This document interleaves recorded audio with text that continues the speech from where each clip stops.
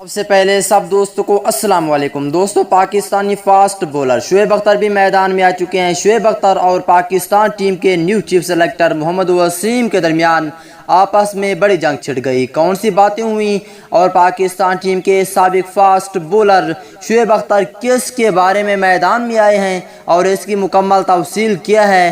Pakistan team के new chief selector आखिर किस खिलाड़ी को शामिल करना चाहते हैं, पाकिस्तानी फास्ट बॉलर शोएब अख्तर ने क्या कहा, मुकम्मल डिटेल बताने वाला हूं।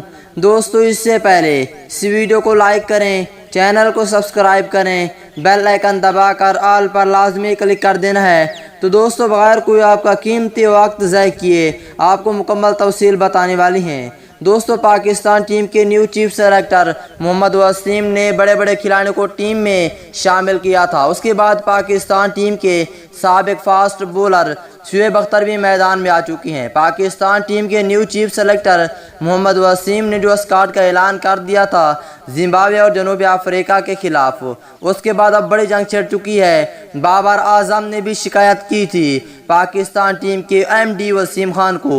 उसके बाद बहुत सी शिकायतें आ रही हैं। अब पाकिस्तान क्रिकेट टीम बुरी तरह से फंस चुकी है, जो कि पाकिस्तान टीम के new chief selector Mohammad Wasim की वजह से।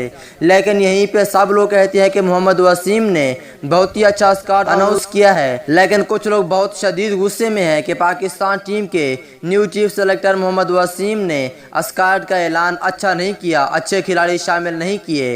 पाकिस्तान टीम के साबिक फास्ट बॉलर शोएब अख्तर भी मैदान में आ चुके हैं। शोएब अख्तर कहते हैं कि पाकिस्तान टीम के ऑलराउंडर इमाद वसीम को हर हाल में पाकिस्तान टीम में शामिल करना चाहिए था, लेकिन नहीं शामिल किया गया।